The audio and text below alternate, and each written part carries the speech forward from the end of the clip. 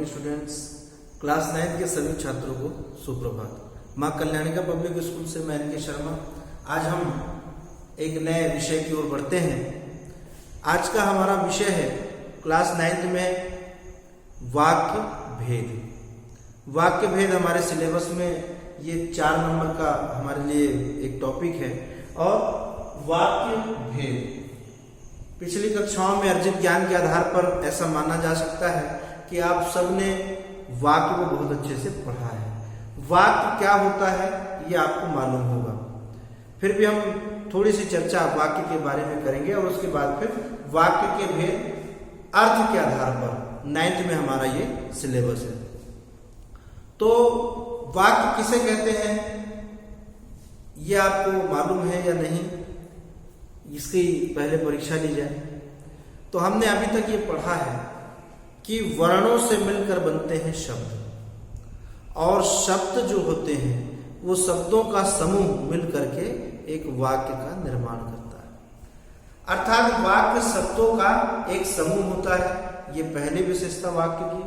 और केवल शब्दों का समूह मात्र वाक्य नहीं हो सकता जब तक कि उसका कोई ना कोई अर्थ या पूर्ण अर्थ प्रकट न होता।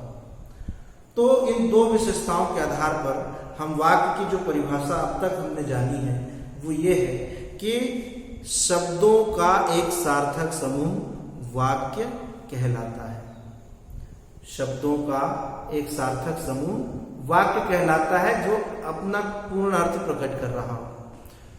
तो वाक्य हमने अभी तक इतना पढ़ा है। आप सबने वाक्य की यह परिभाषा पढ़ी है कि शब्दों का एक ऐसा व्यवस्थित और सार्थक मेल जो अपने आप में एक पूर्ण अर्थ प्रकट करे वो वाक्य कहलाता है। वाक्य की परिभाषा को जान लेने के बाद, जैसे कि हमने अभी पिछले कक्षाओं में पढ़ा है कि मेरा नाम राम है। अब इसमें 1 2 3 4 शब्द हैं और ये शब्दों का समूह ही मिल करके एक वाक्य का निर्माण कर रहा है। तो वाक्य शब्दों के उस समूह को कहा जाता है जो अपना पूर्ण अर्थ प्रकट करता है। वाक्य को जान लेने के बाद हमारा जो टॉपिक है अगला, जो हम अगला चरण है इसके बारे में कि आखिर वाक्य के भेद कितने होते हैं, कौन कौन से होते हैं, ये पढ़ना है हमें। और 9th और 10th हमारी हाई स्कूल के सिलेबस में वाक्य भेद को कि जो 2 अलग अलग आधार हैं इसे पढ़ने के, उस आधार पर वर्गीकृत किया गया है, डिवाइड कर दिया गया है। वाक्य के भेद 2 आधारों पर पढ़े जाते हैं और समझे जाते हैं। एक इसका पहला चरण है अर्थ के आधार पर वाक्य के, कि आखिर किसी वाक्य का क्या अर्थ निकल रहा है। तो अर्थ की दृष्टि से वाक्य के कितने भेद होते हैं ये हमारा 9th में सिलेबस है। और इसका एक और आधार है वाक्य भेद का, ये पहला। और दूसरा आधार है इसका रचना की दृष्टि से, रचना के आधार पर। तो रचना के आधार पर भी वाक्यों के भेद हमें पढ़ने हैं, लेकिन वो हमारे अगली क्लास अर्थात 10वीं क्लास का विषय है। हमारा आज का टॉपिक है वाक्य भेद अर्थ के आधार पर, कि आखिर अर्थ के आधार पर वाक्य के कितने भेद होते हैं, कौन कौन से ये भेद हैं, ये हम आज की क्लास में पढ़ने वाले हैं। वाक्य भेद अर्थ के आधार पर। अब आपने ये समझ लिया होगा कि अर्थ और रचना ये 2 आधार क्यों तय किए गए। किसी भी विषय को भली प्रकार से समझने के लिए, अच्छे से समझने के लिए ये आवश्यक है कि उसका गहराई से अध्ययन किया जाए। और जब ये पाया गया कि बहुत से अर्थ हो जाएंगे तो इनके अलग अलग आधार बनाए जाने चाहिए ताकि सुव्यवस्थित हम उसका अध्ययन कर सकें। इस दृष्टि से अर्थ और रचना, जब वाक्य का निर्माण किया जाता है उसे हम रचना कहते हैं वाक्य निर्माण की दृष्टि से। और जब अर्थ क्या प्रकट कर रहा है, वाक्य का जब निर्माण हो जाता है तो आखिर उसका अर्थ क्या निकल रहा है, वो कौन सा अर्थ प्रकट कर रहा है, ये बताना जो है एक अलग आधार हो जाता है। इसलिए दो अलग अलग आधार तय किए गए, एक रचना के आधार पर और एक अर्थ के आधार पर। आज हम अर्थ के आधार पर वाक्य के कितने भेद होते हैं ये जानेंगे। तो अर्थ के आधार पर वाक्य के कुल 8 भेद पाए जाते हैं। कुल 8 प्रकार जो है अर्थ के आधार पर माने गए हैं वाक्य भेद।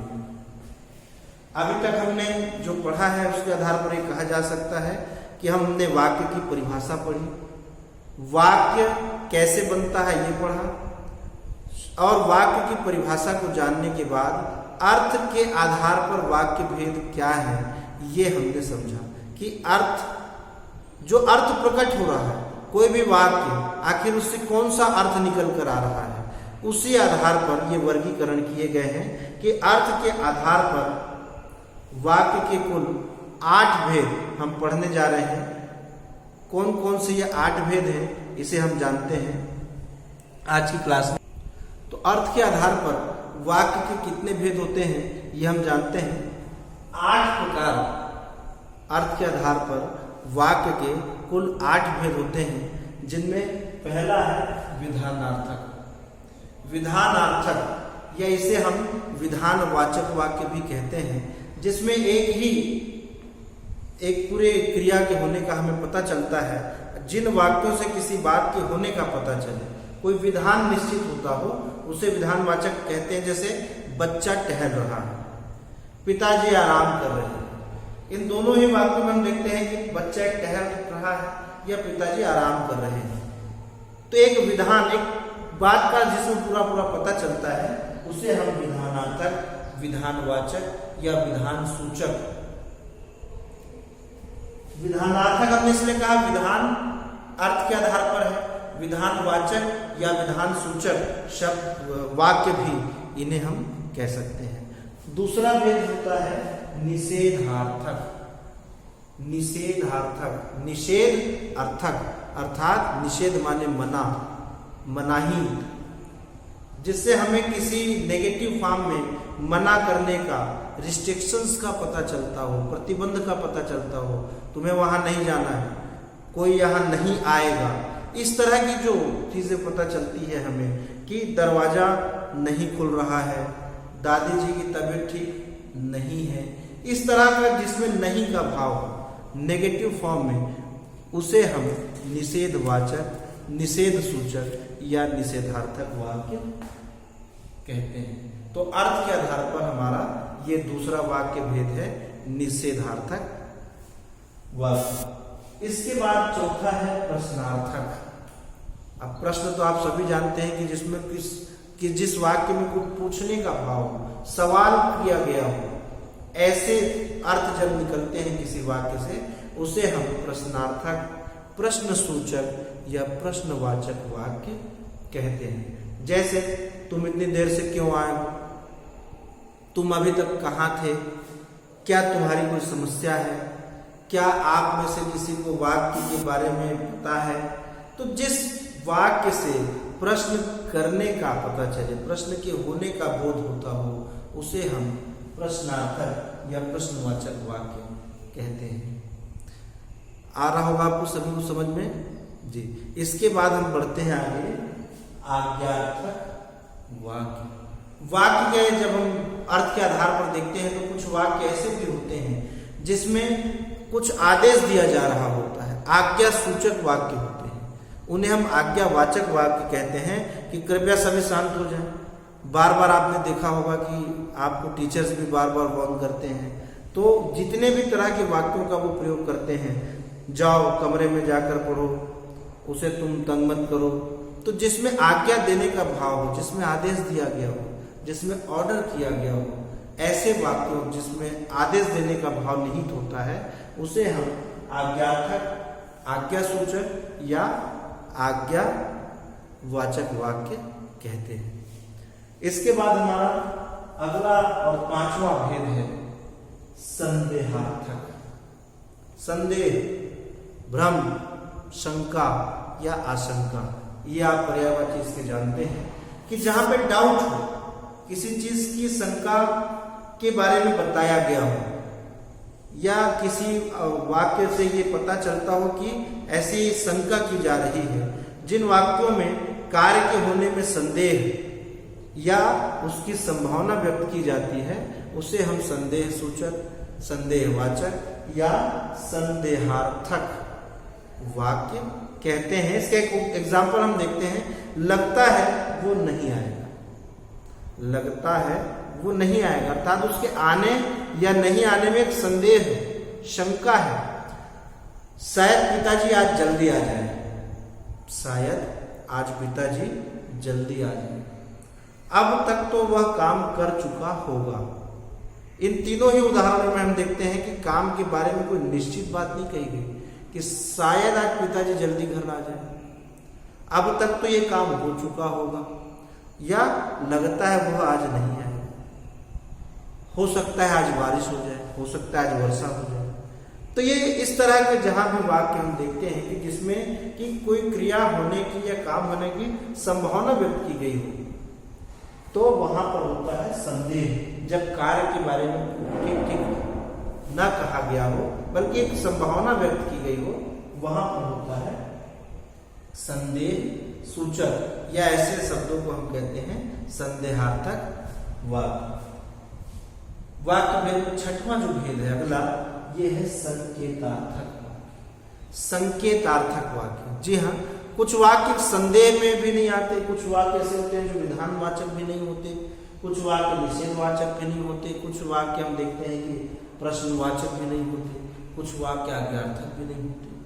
कुछ अलग तरह का भाव उससे समझ में आता है, जो होता है संकेतार्थक, अर्थात जिसमें संकेत किया गया हो, इंडिकेशन किया गया हो, किसी चीज के बारे में संकेत किया गया हो, आधार बनाया गया हो, ऐसे वाक्यों को एक अलग तरह का नाम दिया गया, जिसे हम जानते हैं संकेतार्थक या संकेत सूचक शब्दों के नाम से। जिन वाक्यों में क्रिया का होना, इसकी परिभाषा जब हम लिखने जाते हैं, पढ़ने जाते हैं, कि जिन वाक्यों में क्रिया का होना किसी शर्त पर आधारित होता कि अगर ऐसा हो जाए तब ये होगा, संकेत किया गया होता है। जब वो क्रिया दूसरे किसी चीज पर आधारित होती हो, कुछ एक शर्त के साथ, तब ऐसे वाक्यों को हम कहते हैं कि ये संकेत सूचक है, अर्थात संकेतार्थक वाक्य है। एक एग्जाम्पल हम इसका देख लेते हैं कि अगर तुम कार्य पहले कर लेते तो ये परेशानी ना होती। अगर तुमने ठीक से पढ़ा होता तो 9th में तुम्हारे अच्छे मार्क्स आते, या तुम 9वीं में तुम्हारा अच्छा परिणाम आता। अगर ये जो एक संकेत है, ऐसे वाक्यों को हम संकेत सूचक वाक्य कहते हैं। यदि बारिश ज्यादा होगी, एक और हम उदाहरण देखें, यदि बारिश ज्यादा होगी तो सड़क पर पानी भर जाएगा। ये संकेत है कि यदि बारिश ज्यादा हुई तो सड़क पर पानी भर जाएगा। यदि तुम एकाग्रता से काम करोगे तो तुम्हें सफलता अवश्य मिलेगी। अगर आप पूरी ईमानदारी से पढ़ोगे तो 9वीं में तुम ही प्रथम आओगे।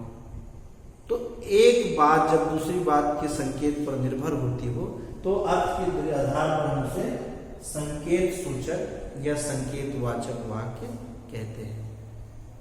7वां भेद हमारा, इसके बाद जो अगला नेक्स्ट है, इच्छार्थक। अब आपने इच्छा और अर्थ ये दो बातों को जोड़ करके समझ ही लिया होगा।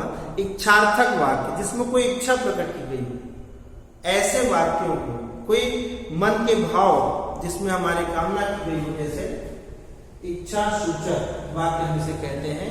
इच्छा सूचक, इच्छावाचक या इच्छार्थक वाक्य। इसकी परिभाषा हम इस तरह से बता सकते हैं कि जिन वाक्यों में इच्छा करना या कामना का भाव प्रकट होता हो, उन्हें हम इच्छार्थक वाक्य कहते हैं। कि जैसे चलो घूमने चलते हैं, काश इस प्रतियोगिता में जीत हासिल हो जाती, ईश्वर तुम्हें लंबी उम्र दे, तुम्हारा जीवन मंगलमय हो।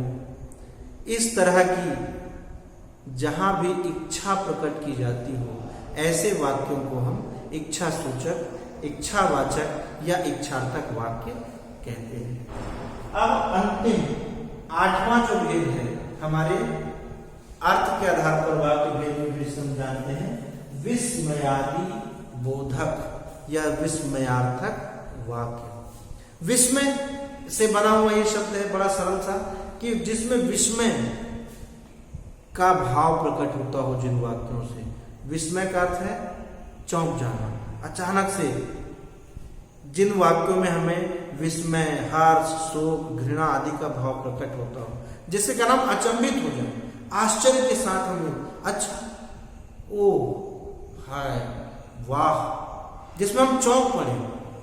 ऐसे बहुत से वाक्य हम मेरे पढ़ने में आते हैं जिसका अर्थ हमारे विस्मय को प्रकट करता है, हमारे मन में उठने वाले हर्ष, शोक, घृणा या उत्साह के भाव को प्रकट करता है। अच्छा, ये हो गया।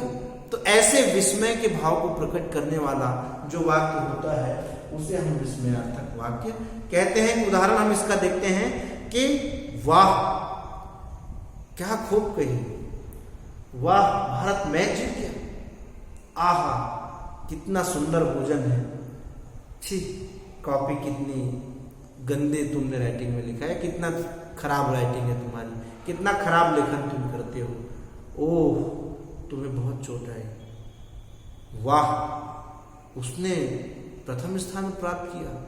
तो इस तरह से जितने भी हमारे मन के आश्चर्यचकित कर देने वाले भाव जिससे हमें प्रकट होते हों, उन वाक्यों को हम विस्मयादि बोधक, विस्मयार्थक या विस्मयादि सूचक वाक्य कहते हैं। तो प्यारे बच्चों, इस प्रकार आज हमने कक्षा 9वीं में हमारा जो एक महत्वपूर्ण सिलेबस था वाक्य भेद अर्थ के आधार पर, इसके बारे में जाना। आशा है कि आप सबने बहुत अच्छे से इन 8 भेदों को पढ़ा होगा, समझा होगा। फिर से हम मिलेंगे अगली क्लास में।